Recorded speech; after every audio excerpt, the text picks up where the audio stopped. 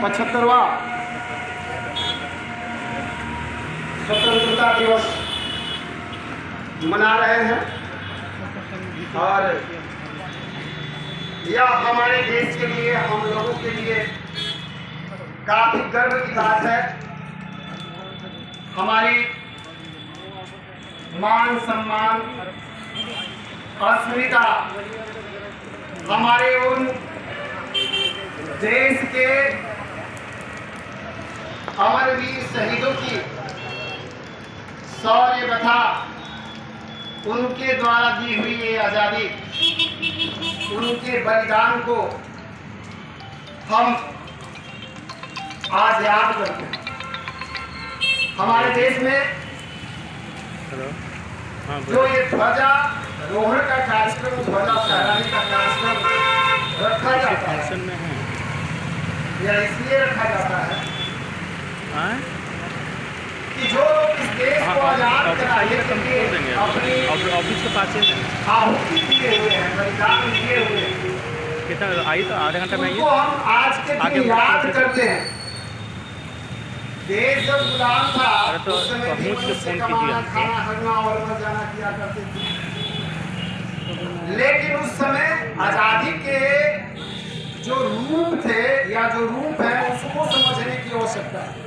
तो आजादी का रूप क्या है? तो आजादी का मुख्य रूप यह है कि स्वतंत्रता की अभिव्यक्ति, अपनी बात, अपने विचार को सरकार के समक्ष रख पाना, स्वतंत्रता की अभिव्यक्ति जो है यही आजादी है। और यही आजादी, पहले गुलाम जब देश था, जब गुलाम भारत था तो आजादी नहीं थी। और इसी आजादी को पाने के लिए हमारे देश के अनेकों वीर सपूतों ने अपना बलिदान दिया।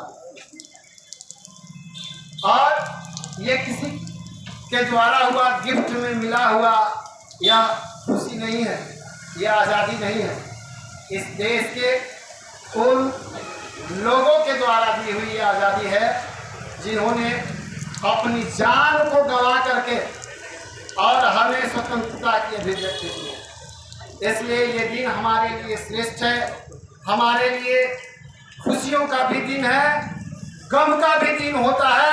खुशियाँ इसलिए मना लेते हैं क्योंकि उनकी दी हुई जो ये प्रसाद है, जो व्यवस्था है, जो खुशियाँ हैं, वो हम और आने वाले हमारे अनेक पीढ़ियों के जीवन के रास्ते जो मार्ग है उसको प्रशस्त करेंगे।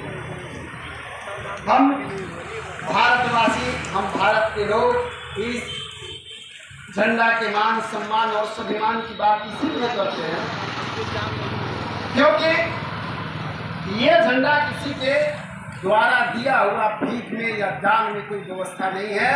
यह लड़ाई लड़ करके, कुर्बानी दे करके प्राप्त की हुई खुशी है और इसीलिए हम लोग इसके मान सम्मान और स्वाभिमान के लिए मग्न, और इसीलिए ये हमारा झंडा सबसे ऊंचा रहता है और हमारे दिल में जोश और जज्बा भर देता है।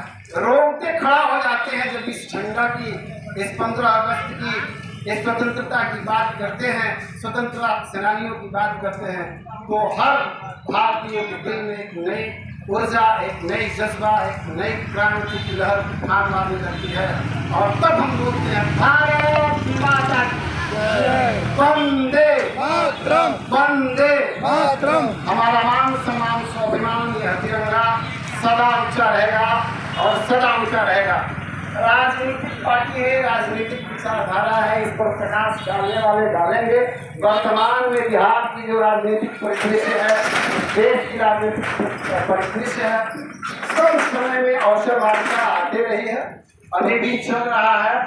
जनता परेशान है, जनता की परेशानी को आज के राजनेताओं ने समझने का पूर्णतः प्रयास नहीं किया है। सिर्फ पहले जिस तरीके से राजतंत्र में लोग राजा राज करते थे, भले उसके लिए अपने पिता उग्रसेन को भी कंस में डाल दिया था जहर खाने।